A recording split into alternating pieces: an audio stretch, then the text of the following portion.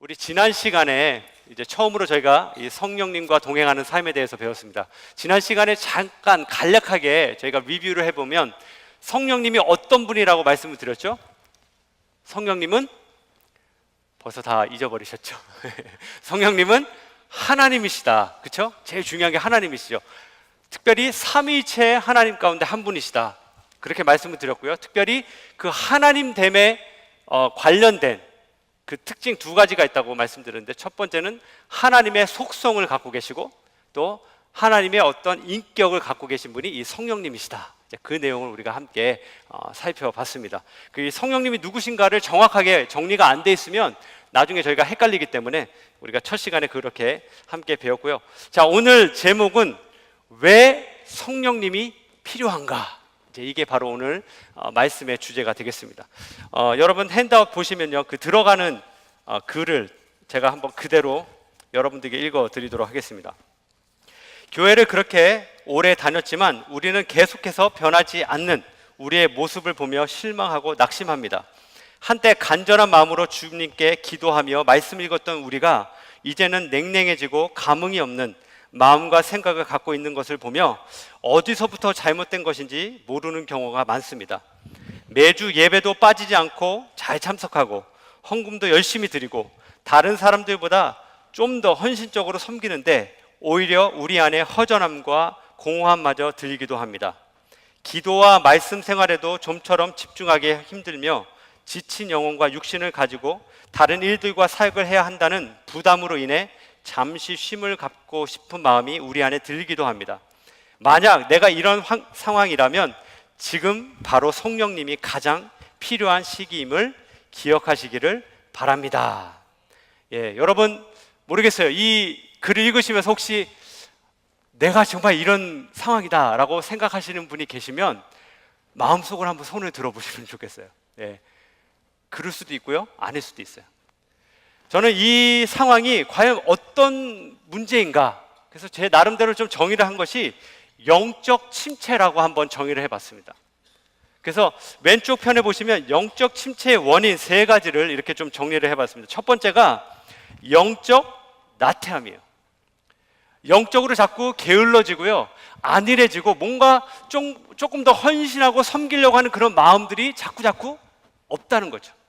영적인 나태함이 있습니다. 두 번째는 무엇일까? 바로 습관적인 죄에 관련되어 있습니다. 자꾸 똑같은 죄를 범하고 행하고 그 가운데서 자꾸 낙심하고 포기하고 좌절하는 그런 모습들이 우리 가운데 있다는 것이죠. 마지막 세 번째는 관계의 갈등입니다.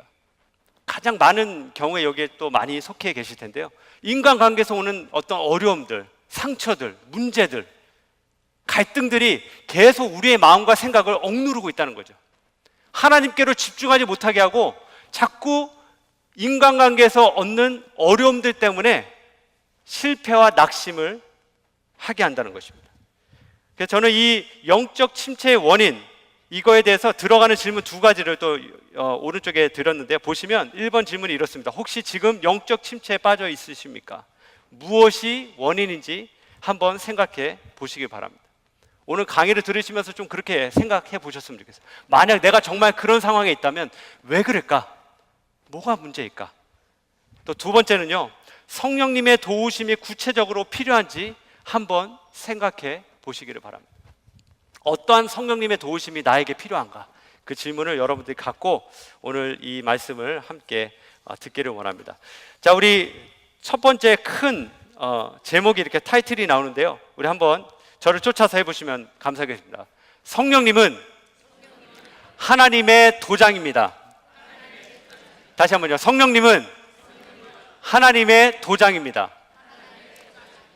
이 도장이 뭔지 아시죠? 도장. 도장. 인치는 그 내용인데요. 자, 이게 무슨 내용인가 한번 좀 같이 살펴보도록 하겠습니다. 자, 우리 왼쪽에 보시면 성령님은, 그래서 데피니션이 또 한번 나와 있는데 우리 다 같이 한번 한 목소리로 읽어보도록 하겠습니다. 시작. 성경에 따라 약속한 대로 오신 하나님의 선물이며 우리 사람의 전 인격적인 새 창조를 이루시는 분이십니다. 아멘. 성령님은요, 하나님의 선물이세요. 또한 여기에 어떠한 말이 나오냐면 성경에 따라 약속대로 오신 분이 바로 성령 하나님이시다 라는 사실을 여러분 기억하셨으면 좋겠습니다. 오늘 이 왼쪽에 나와 있는 내용이요, 결국 오늘 전체 강의의 총정리 내용입니다. 이 왼쪽 내용만 정확히 아시면 오늘 강의는 이미 다 들으신 거예요. 그렇게 이해하시면 좋겠어요. 이제 좀 더 자세히 설명하면서 우리 좀 살펴보도록 하겠습니다. 왜 성령님이 우리에게 필요한가? 이 질문은요, 우리 입장에서 던지는 질문입니다. 근데 더 중요한 질문은 무엇인가? 하나님의 입장에서 던지는 질문이 더 중요해요. 그것은 무엇인가 하면 이렇게 바꿔볼 수 있습니다. 왜 성령님을 우리 가운데 보내실 수밖에 없으셨는가? 이것이 바로 하나님께서 우리에게 던지시는 질문이에요. 솔직히 우리는요, 성령님의 필요성을 잘 모릅니다. 마치 어린아이가 자기에게 무엇이 가장 중요하고 필요한지를 잘 모르는 것처럼 우리 역시도 무엇이 가장 중요한지를 잘 몰라요. 그래서 하나님께서는 우리를 위해 이 모든 것들을 준비하시고 계획하셨습니다. 그래서 오늘 성령님이 왜 오셨는가에 대한 질문을 하면서 우리가 먼저 이해해야 될 것이 무엇인가 하면 우리가 어떠한 존재인가라는 이 부분입니다. 우리가 어떠한 사람들인가. 우리는 아담의 원죄로 인해서 태어날 때부터 죄인이죠. 우리는 하나님과 함께 할 수 없는 그런 존재들이었어요. 영원히 죽을 수밖에 없는 그런 죄인이 바로 우리들입니다. 한 사람도 예 없이 우리는 다 죄인이며 하나님의 나라로, 하나님께로 갈 수 없는 자들이었어요. 그러한 우리를 결단코 구원받을 수 없는 우리들을 구원케 하신 것이 바로 하나님의 은혜죠.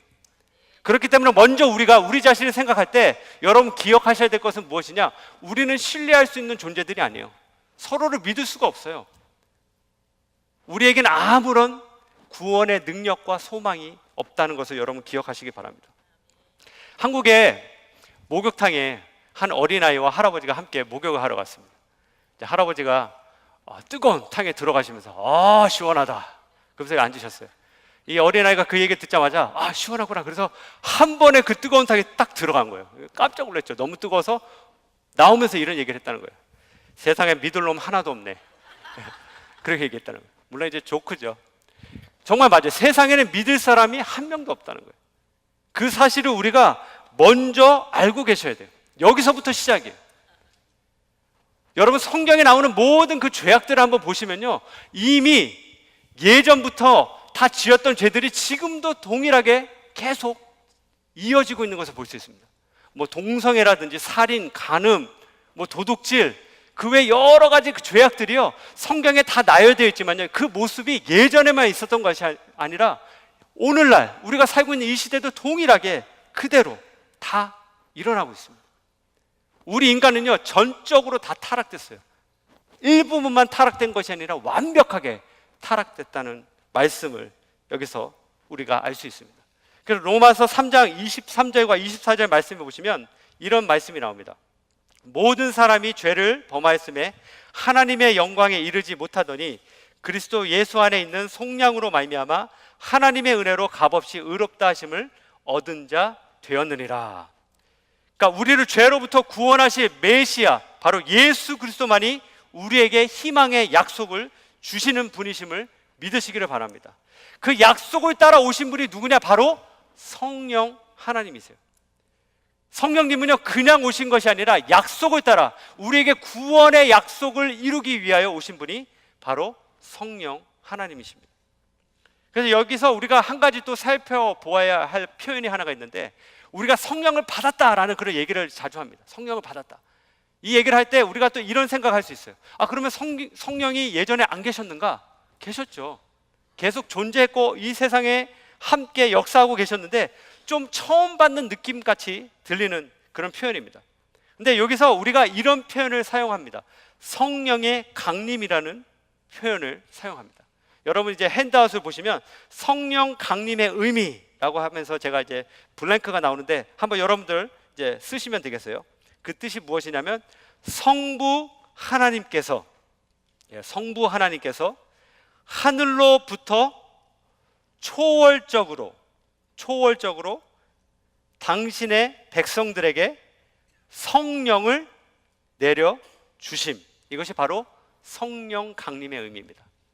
우리 스크린에 나오는데요. 성부 하나님께서 하늘로부터 초월적으로 당신의 백성들에게 성령을 내려주시는 것이 바로 성령 강림입니다.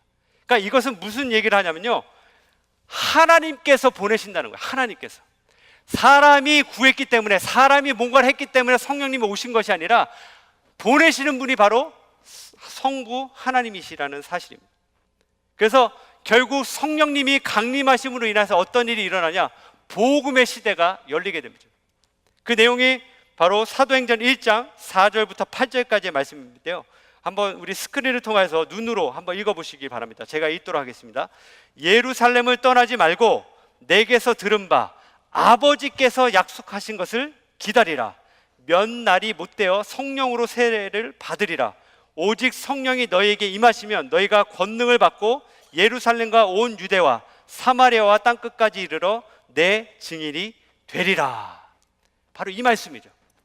너무나 유명한 말씀이잖아요. 여기 내용도요, 바로 하나님께서 말씀하신, 주님께서 이미 약속하신 그 성령이 이 땅 가운데 오셨다는 그 말씀을 여기서 하고 있는 것입니다.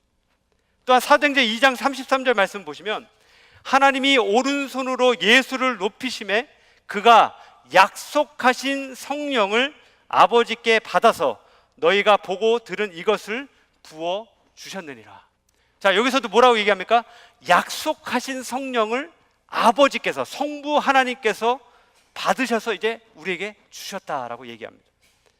그렇기 때문에 성령 하나님의 오심은 우리의 어떤 인간의 노력과 어떤 간절함과 어떤 우리의 기도의 응답으로 오신 것이 아니라 하나님의 계획, 하나님의 약속에 의하여 이루어진 일임을 여러분 믿으시기를 바랍니다. 여러분, 이게 너무나 중요해요. 굉장히 중요한 말씀입니다. 말씀대로 오시는 것. 자, 그렇다면 우리가 여기서 이제 이 내용을 좀 살펴볼 수 있습니다. 성령의 강림의 의미를 우리가 알았는데, 그렇다면 이제 성령님이 오신 이유가 무엇인가? 이게 참 중요합니다. 성령의 오심. 거기에 보시면 첫 번째 1번 말씀이 말씀을 이루기 위하여 오셨다. 이제 이미 제가 말씀드린 건데 제가 조금 스킵했기 때문에 그 내용을 말씀이라고 적어주십시오. 1번에 말씀을 이루기 위해서 오셨다. 그래서 우리가 사도행전 1장과 2장을 이미 읽었고요. 자, 2번은 바로 무엇인가? 구원의 약속을 성취하기 위하여 오셨다는 거죠. 그래서 거기 내용에 보시면 갈라디아서 3장 14절 말씀이 나옵니다. 이 말씀이 참 중요한데요, 우리 한번 같이 스크린에 나오는 대로 한번 읽어보도록 하겠습니다. 갈라디아서 3장 14절 말씀. 자, 시작.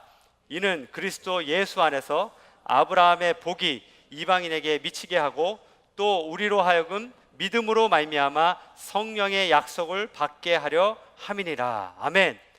자, 성령께서 오신 사건이 무엇인가? 바로 아브라함의 복을 통하여 주시는 약속의 성취라는 거예요.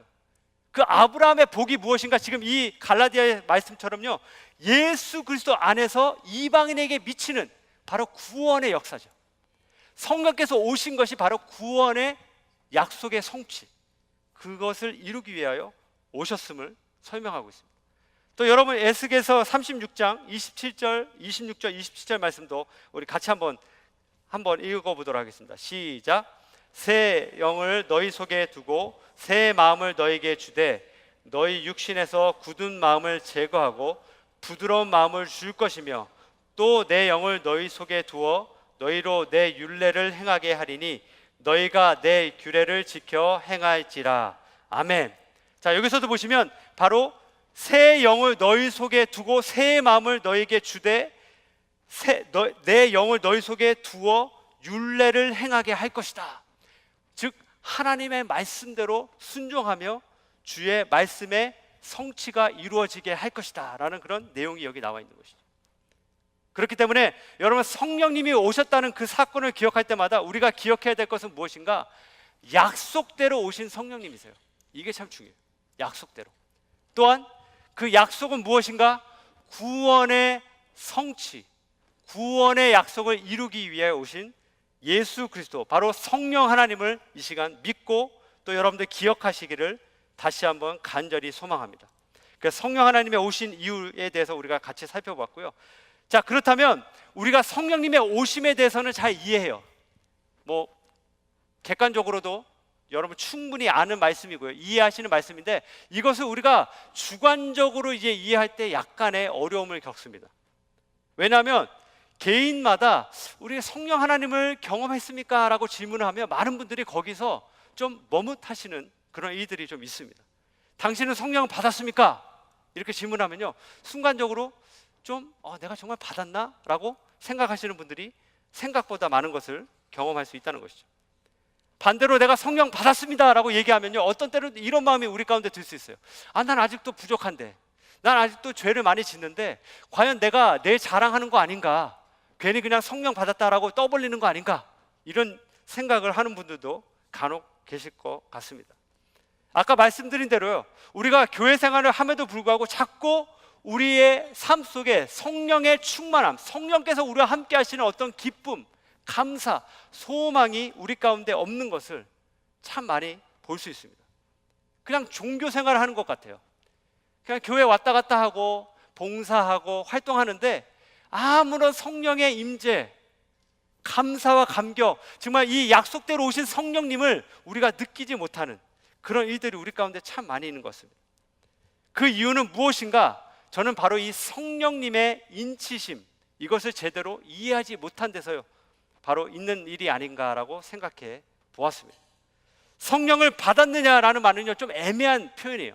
왜냐하면 성령을 받았느냐라는 질문을 할 때 자꾸 내가 무엇인가를 보여주어야 하는 그런 부담감이 있어요. 성령 받았기 때문에 내가 이래야 되는 거 아닌가? 물론 성령 받으면 나타나는 모습이 있죠. 근데 그런 것이 아니라 정확한 표현이 에베소서 1장 13절에 이렇게 나옵니다. 에베소서 1장 13절 말씀을 제가 한번 읽어드리도록 하겠습니다. 그 안에서 너희도 진리의 말씀, 곧 너희의 구원의 복음을 듣고 그 안에서 또한 믿어 약속의 성령으로 인치심을 받았으니 라고 되어 있어요. 자, 이게 중요한 표현이 뭐예요? 약속의 성령으로 인치심을 받았다. 이게 아주 중요한 표현입니다. 여러분, 우리 성도님들은요, 하나님이 주시는 이 은혜의 보증, 이 성령의 인치심을 받은 자들이에요. 너무나 중요한 사실입니다. 이 인치셨다는 내용이 여러분 꼭 기억하셔야 됩니다. 이 내용에 저는 세 가지의 뜻을 한번 이렇게 정리해 봤습니다. 첫 번째가 무엇인가 이제 적으시면 되겠어요. 인치심의 뜻이 무엇인가? 1번, 바로 영적인 신분증을 얘기합니다. 영적인 신분증. 여러분, 우리가 어디 여행을 갈 때 우리의 신분증을 늘 가지고 다니잖아요. 그렇죠? 우리가 아무리 영어를 잘한다 할지라도 우리의 신분증이 한국 국적을 갖고 있으면 한국 사람이에요. 반대로 내가 아무리 한국말을 잘한다 할지라도 나의 국적이 미국이면 미국 시민인 것처럼 바로 우리의 영적인 신분증이 바로 무엇인가? 이 성령의 인치심을 받아서 우리에게 주어진 하나님의 자녀, 바로 예수 그리스도의 사람임을 여러분 다시 한번 기억하시기를 바랍니다. 그렇기 때문에 여러분, 인치심을 받았다는 얘기는 뭐냐면 나의 영적인 아이덴티티, 나의 신분증을 가졌다는 뜻이죠. 자, 2번 또한 어떤 뜻이 담겨져 있느냐 하면요, 바로 계약금 혹은 담보라는 뜻이 담겨져 있습니다. 계약금, 담보. 여러분 잘 아실 거예요. 어떤 집을 우리가 계약할 때, 뭐 차를 구입할 때 우리가 계약금을 먼저 내잖아요. 그 뜻은 뭐예요? 이 차나 이 집이 내 것이다 라는 그런 뜻을 갖고 있는 것이죠. 동일한 그 내용입니다. 바로 성령께서 인치셨다는 얘기는 뭐예요? 우리가 바로 하나님의 자녀임을 계약금, 담보로 뜻한다는 그런 뜻이죠. 그래서 결국 세 번째는 무엇인가? 바로 예수 그리스도의 사람임을 보장한다라는 그런 뜻이 함께 연결되어 있습니다. 예수 그리스도의 사람임을 보장하는 것, 너무나 중요합니다. 결국 성령님께서 우리의 구원의 최종 성취와 영광을 보증하신 그 말씀이 바로 이 내용이에요. 다른 사람이 하는 것이 아니라 나의 감정이나 나의 어떤 행위가 아닌 성령께서 내 마음에 인치셨기 때문에 우리가 하나님의 자녀며 하나님의 백성이며 하나님의 것임을 여러분 기억하시기를 바랍니다. 이것은요, 예수 그리스도를 믿는 그 순간에 우리 가운데 주어진 것이에요. 또 다른 경험을 새롭게 해야 되는 것이 아니에요. 우리가 예수 그리스도를 믿는 그 순간에 누구에게나 임하시는 것이 바로 이 성령의 인치심인 것입니다.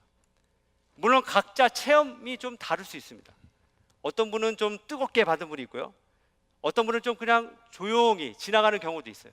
그렇지만 중요한 것은 무엇인가? 본질적인 것은요, 바로 하나님과 영적인 교제를 우리가 시작했다는 것이에요. 원래 우리가 죄로 말미암아 하나님과 단절되어 있어서 함께 할 수 없었던 자들인데, 바로 성령께서 우리 가운데 임하실 때에 이제 영적인 교제를 하나님과 할 수 있게 됐다는 것이에요. 그래서 여러분, 자꾸 성령을 받았는가라는 질문을 할 때 여러분, 신비로운 경험, 어떤 체험, 이것을 자꾸 생각한다면 확신이 생기지 않아요. 자꾸 정말 그래요. 여러분 아마 그럴 생각들을 가지실 겁니다. 나에겐 특별한 경험이 없는데, 난 뭐 신비로운 경험을 한 적이 없는데, 혹시 아직 성령을 못 받은 거 아닌가? 아니면 뭐 교회 생활 오래 하신 분들은 내가 성령을 받았다면 왜 나는 맨날 이 모양인가? 왜 이렇게 맹숭맹숭한가? 좀 뭔가 뜨거운 걸 받으면 내가 변하지 않을까? 이렇게 생각들을 많이 하세요. 근데 거기에 대한 답을 좀 드리고 싶습니다. 무엇이냐? 성령을 한 번 받으면 완전하게 사람이 달라집니까? 안 달라집니까? 달라져요? 안 달라져요? 예, 답이 분분하죠. 달라진다. 어떤 분은 아니다 이렇게 얘기해요. 여러분 가만히 생각해 보세요. 성령님을 한 번에 딱 받았을 때 우리가 완벽하게 100% 확 바뀌나요? 잠깐 바뀌는 것 같아요. 그런데 어떻게 돼요? 또 우리의 모습이 계속 또 연약해져요. 그 예를 들어볼까요? 예수님의 제자들이 어땠어요? 예수님의 제자들이 오순절 성령 강림을 경험했습니다. 성령의 충만함을 받았어요. 엄청난 성령의 능력을 받았어요. 그런데 그들이 계속 성경 읽어가는 가운데 그들의 모습이 어떻습니까? 항상 성령 충만한가요? 항상 뜨거운가요? 아니었어요. 그들도 넘어졌고요, 식어지고 의심도 하고, 또 어떤 때는 하나님의 말씀 가운데 불순종하는 모습도 있었어요. 무엇을 얘기합니까? 성령 받은 사람이라 할지라도 인격적으로 성장하고 성숙하는 과정이 계속 필요하다는 거예요. 여러분, 성령님이 우리 안에 계십니다. 인치셨다는 얘기는 뭐예요? 떠나지 않는다는 얘기죠. 자꾸 감정적으로만 생각하지 말라는 거예요. 중요한 포인트는 그거예요. 자꾸 감정적으로 생각해. 뭔가 뜨거운 걸 받아야지 내가 뭔가 된 거 아닌가? 그게 아니고요, 이미 성령께서 우리 가운데 계세요.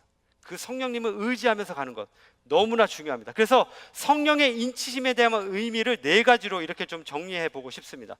이 정리 내용은 제가 한 것이 아니라 우리 성령론을 쓰신 우리 한국의 김재성 목사님이라는 분이 계신데, 아주 탁월하게 이 성령론을 잘 정리하신 분인데, 그분이 쓰신 책에 나온 내용을 제가 그대로 여러분들에게 말씀드립니다. 1번, 첫 번째는 무엇인가? 성령의 인치심이라는 의미가 무엇인가? 첫 번째는 거듭남이에요. 거듭남. 예. 여러분, 거듭남이 뭔지 아시죠? 새로 태어났다는 거죠. 내가 죄를 인식하고, 내가 죄인이구나, 내가 이렇게 살면 안 되는 거구나, 하나님의 은혜 없이 살 수 없는 존재구나, 그것을 깨닫는 것, 그것이 바로 거듭남이죠. 그것 자체가 있는 것이 인치심이에요. 자, 두 번째 의미는 뭐예요? 내주하심입니다. 성령의 내주하심. 이 내주하심은 무엇인가? 바로 믿는 성도들에게 영적인 삶에 대한 확신과 유익을 주시기 위해서 지속적으로 멈추지 않고 하나님의 성령님의 임재하심이 우리 가운데 있다는 것입니다. 좀 더 쉽게 얘기하면, 한번 성령께서 오시면 결코 떠나지 않고 우리 가운데 함께 내주하시며 우리와 동행하신다는 얘기예요. 성령님의 인치심이에요. 자, 세 번째 의미는 뭐예요? 권능을 주심입니다. 권능을 주심. 이 말씀은요, 우리가 하나님의 일꾼으로, 주님의 일꾼으로 각자 맡겨주신 사역을 감당할 수 있도록 우리를 도와주시는 그 성령 하나님의 그 권능을 얘기하는 것이죠. 그래서 여러분 아실 거예요. 사역하실 때 어떤 때는 내 능력으로 하지 않고 성령께서 주시는 힘과 능력으로 할 때가 있어요. 하고 나서 우리가 느끼잖아요. 와, 내가 어떻게 이 일을 할 수 있었을까? 성령께서 능력을 주셨기 때문에. 마지막 4번째는 영향력을 공급받는 것. 바로 이것이 성령님을 통하여서 우리의 삶의 모습 가운데, 말과 행동과 우리의 모든 삶의 전 영역에서 바로 성령님의 통치를 받는 것, 이것이 바로 성령님의 인치심입니다.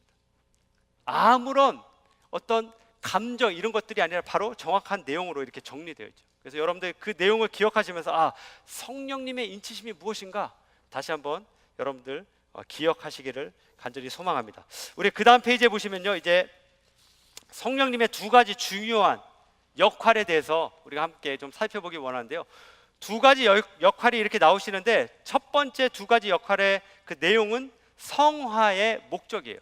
예. 그래서 여러분 아실 거예요. 우리가 예수 그리스도를 믿고 나서 가장 우리 가운데 많은 어려움 중에 하나가 예수 그리스도를 닮아가는 삶, 바로 이 성화의 삶이 우리 가운데 이루어지지 않는 것, 이것이 우리의 고민이라는 것이죠. 근데 여러분 기억하십시오. 구원도 우리의 노력과 우리의 의지와 어떤 우리의 인간적인 방법으로 얻지 않았던 것처럼요, 성화의 단계도 역시 동일합니다. 내 노력과 내 능력으로, 내 경험으로, 내 방법으로 성화가 결단코 이루어지지 않는다는 것이죠. 그래서 바로 성화의 목적, 성령께서 우리 가운데 이끌어 가시고 만들어 가신다는 사실을 여러분들 기억하시면서, 자, 1번은 무엇인가 보시면 성도를 성결케 하시는 것이 바로 이 성령님의 첫 번째 역할이십니다. 성도를 어떻게 하신다고요? 성결케 하세요. 성결케. 이게 참 중요해요. 자, 로마서 8장 우리 1절과 2절 말씀을 우리 스크린 통해서 우리 다 같이 한번 한 목소리로 읽어보겠습니다. 시작.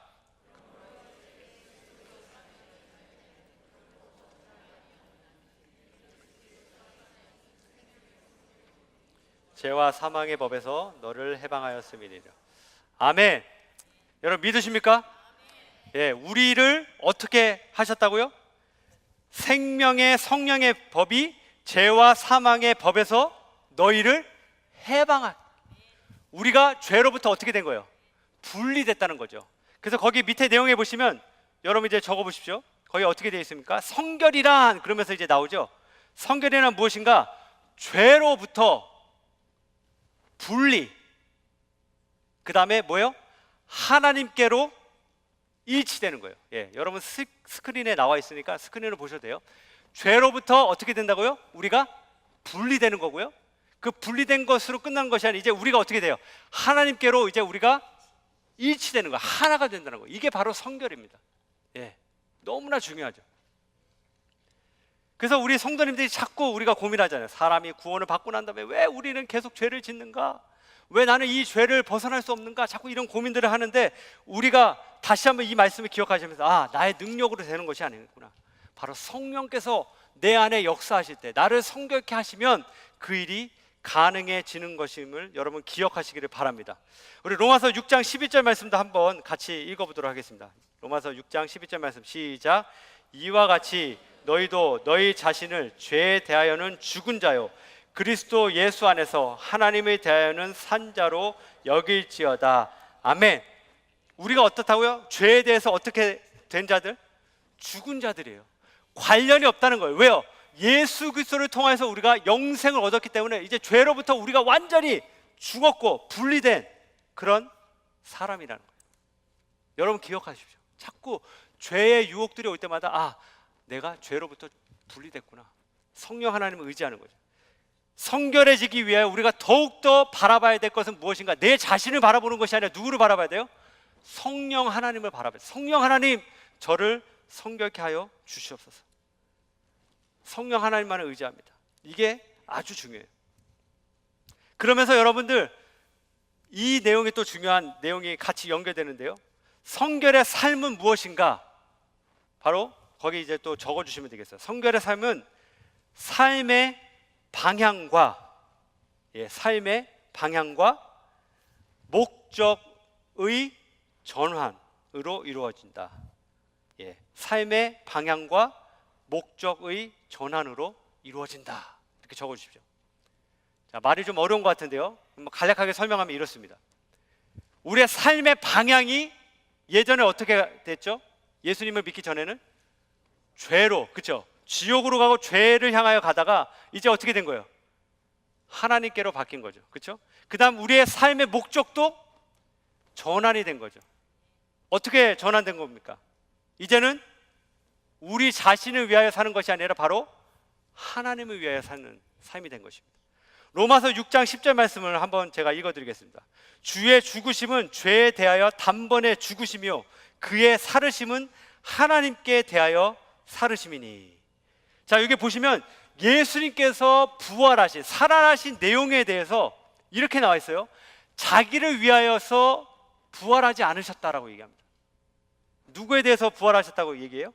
하나님께 대하여 살으셨다는 거예요. 이 말은 무엇이냐면 하나님께 모든 삶의 목적, 부활의 목적이 맞춰져 있다는 거예요.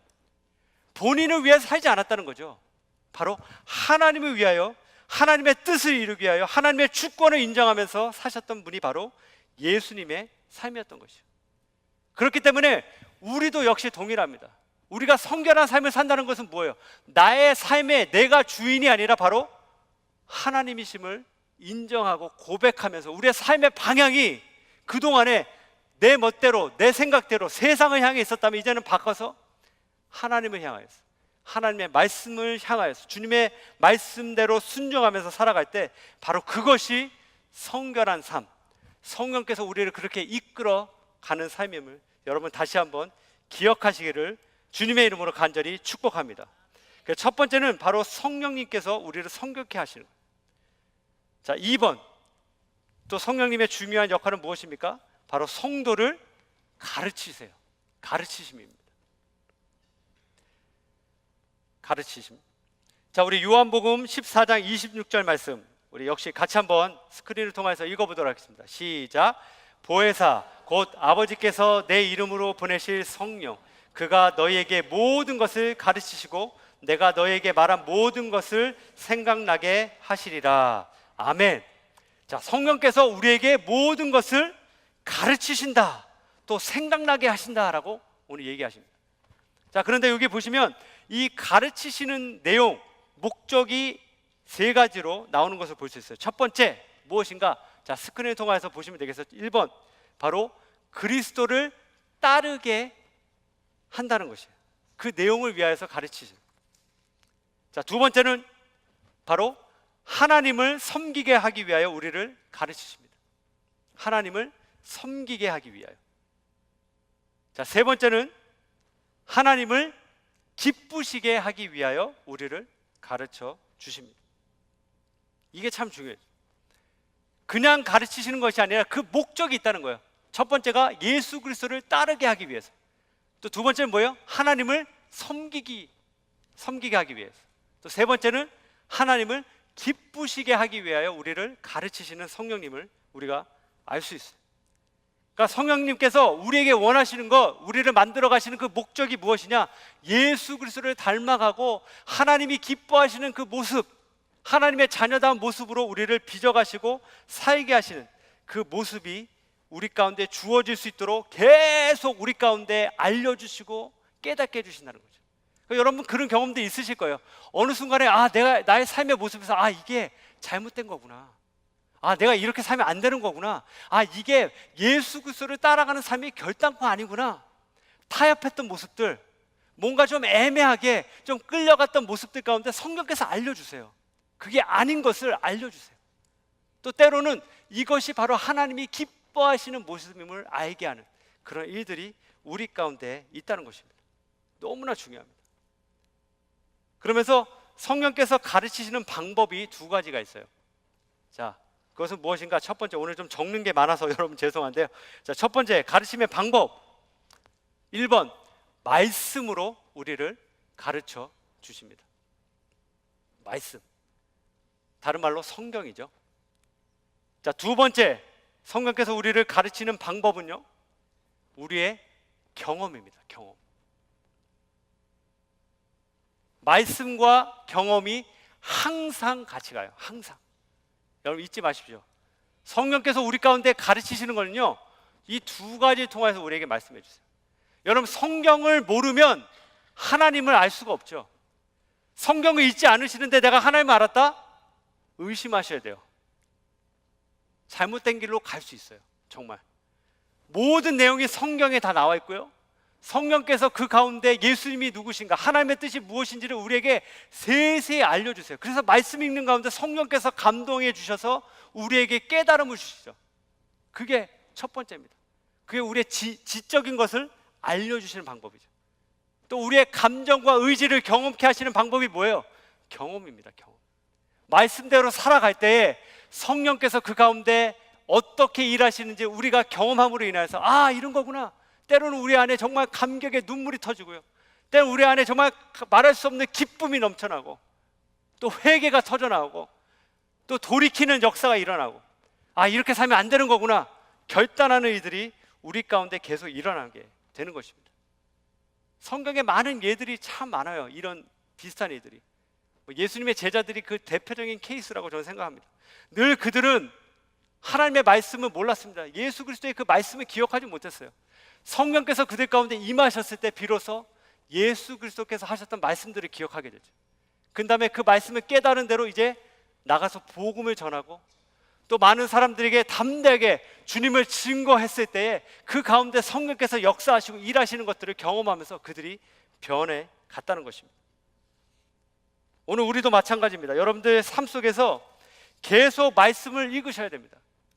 성령님의 역사를 간절히 사모하면서 말씀을 읽으시기를 바라요. 정말 여러분들 삶을 한번 보세요. 정말 말씀을 읽고 있는가? 내가 얼마나 말씀 읽는지 모르겠어요. 우리가 TV 보고 뭐 딴 사람 만나서 얘기하고 이런 것들은 얼마나 시간을 많이 갖는지 모르지만 정말 주님 앞에 우리가 대면하는 시간이 뭐예요? 이 말씀 읽는 시간이에요. 하나님을 만나는 시간이에요. 하나님을. 그럼 이 말씀 읽는 가운데 여러분 가지고 계신 어떠한 문제든지, 정말 여러분들 가지고 있는 신분 문제, 자녀 문제, 미래에 대한 문제, 그 어떠한 문제를 할지라도 말씀 가운데 성령께서 우리 가운데 깨닫게 해주시고 생명의 은혜가 넘쳐날 수 있도록 성령께서 우리 가운데 도전해 주신다는 거예요. 그 가르치심을 다시 한번 이 저녁에 체험하시는 저와 여러분 모두가 되기를 주님의 이름으로 간절히 축원합니다. 자, 세 번째, 세 가지 주요한 역할에 대해서 이제 성화의 과정으로 한번 살펴보도록 하겠습니다. 첫 번째 두 가지는 성화의 목적이었다면 이제 성화의 과정으로 성령께서 이제 세 가지를 우리 가운데 하시는데, 첫 번째 1번은 무엇인가? 바로 성도를 인도하세요. 인도하십니다. 인도. 자, 우리 요한복음 16장 13절 말씀을 우리 같이 한번 읽어보면 좋겠습니다. 우리 스크린 보면서, 자, 시작.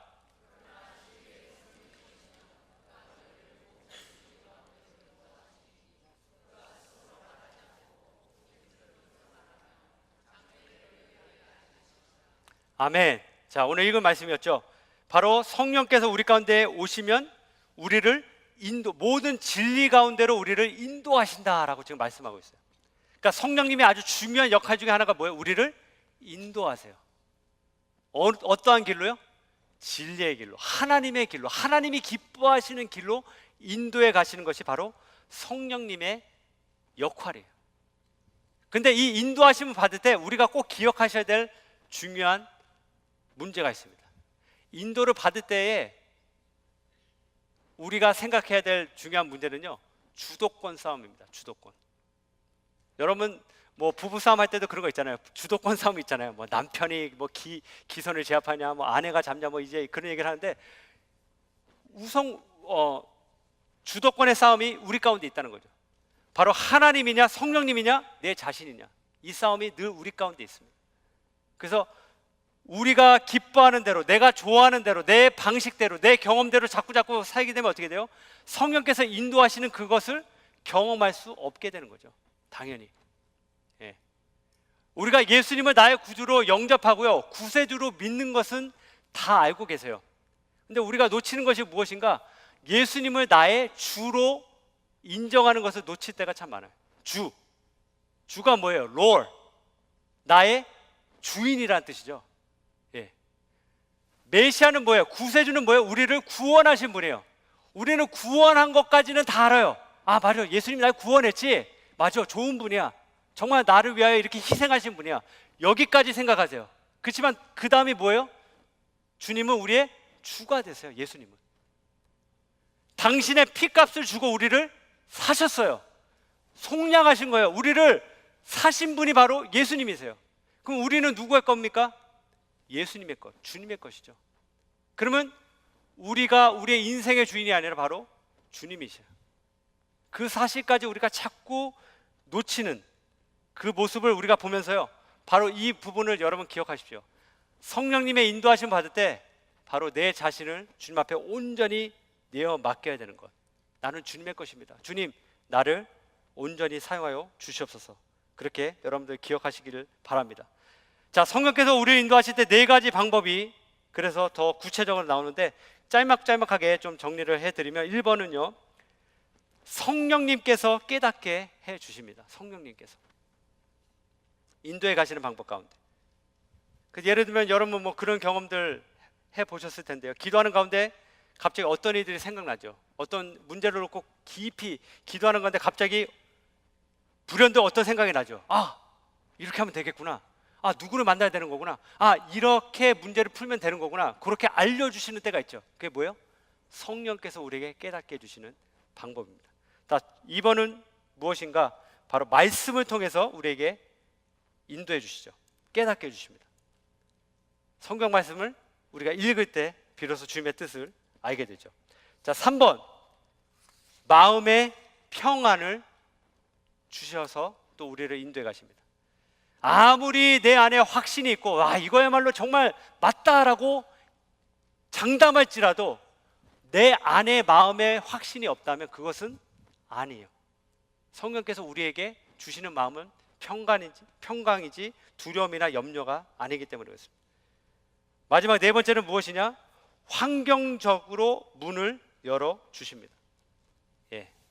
환경적인 문을 열어주세요. 환경을 변화시켜 주시고 갑자기 어떤 연결이 되면서 문이 확 열리는 그런 경험들을 이제 성령께서 우리 가운데 허락해 주십니다. 그래서 이 4가지는요, 하나님의 뜻을 구하는 때 같이 연결되어 있습니다. 이 4가지를 여러분들이 어떤 일을 결정하실 때 이 4가지를 잘 생각해 보시면요, 연결이 다 되어 있어요.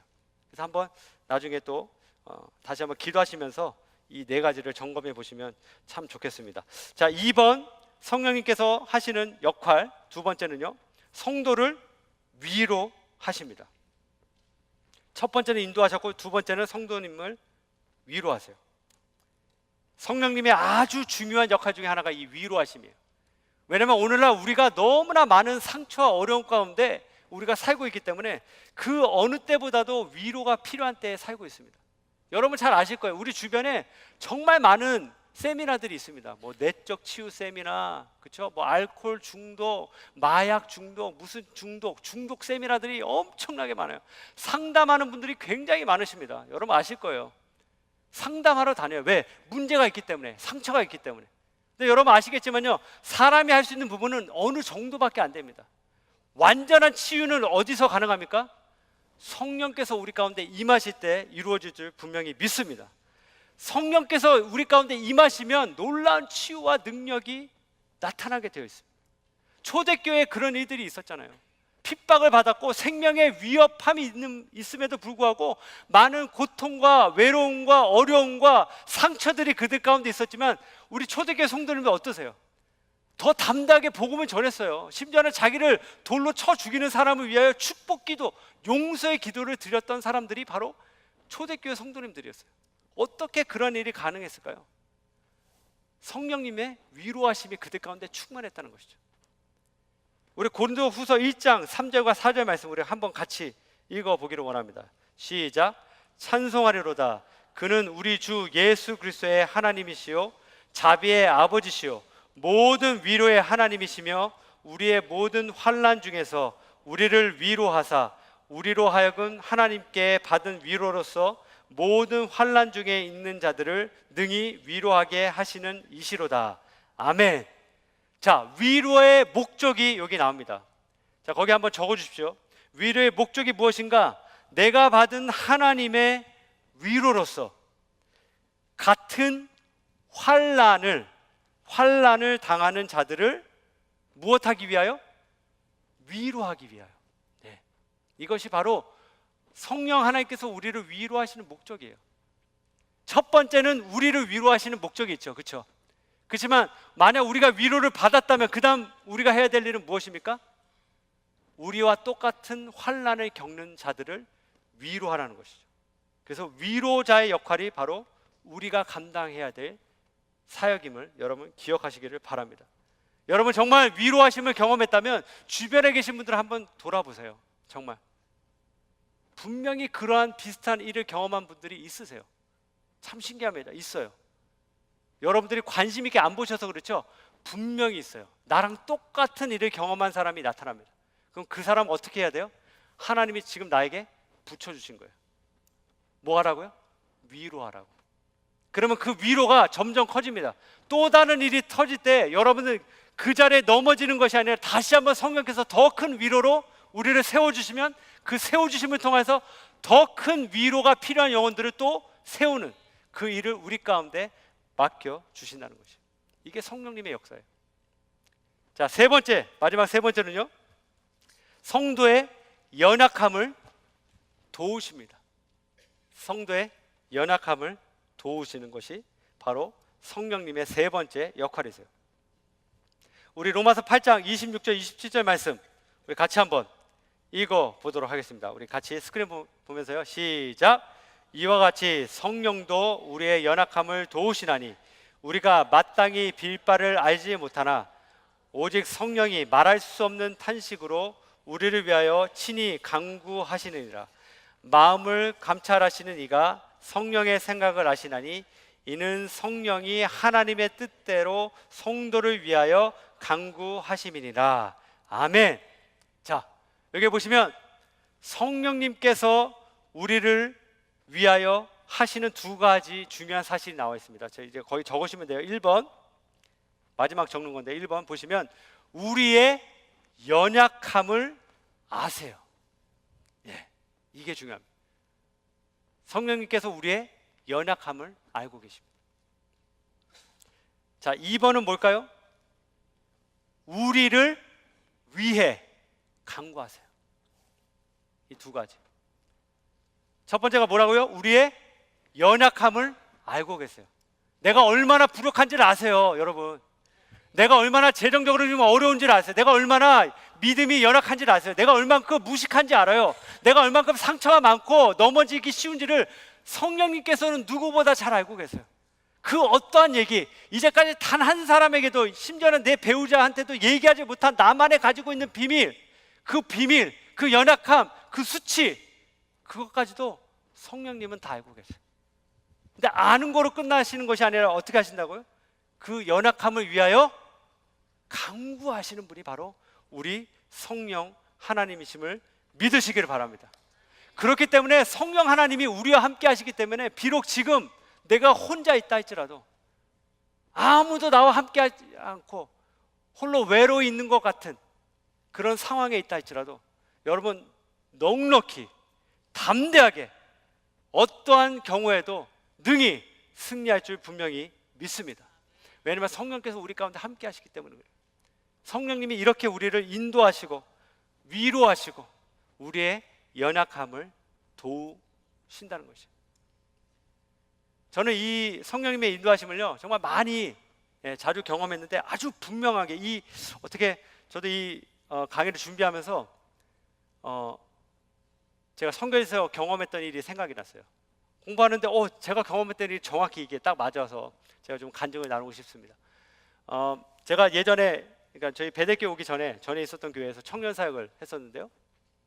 그때 마지막으로 배대교 오기 전이죠. 그때 단기 선교를 간 적이 있습니다. 청년들과 함께. 근데 그해 많은 청년들이 참석을 못하고 저를 포함해서 4명의 팀원들이 구성이 돼서 이제 단기 선교를 간 적이 있었습니다.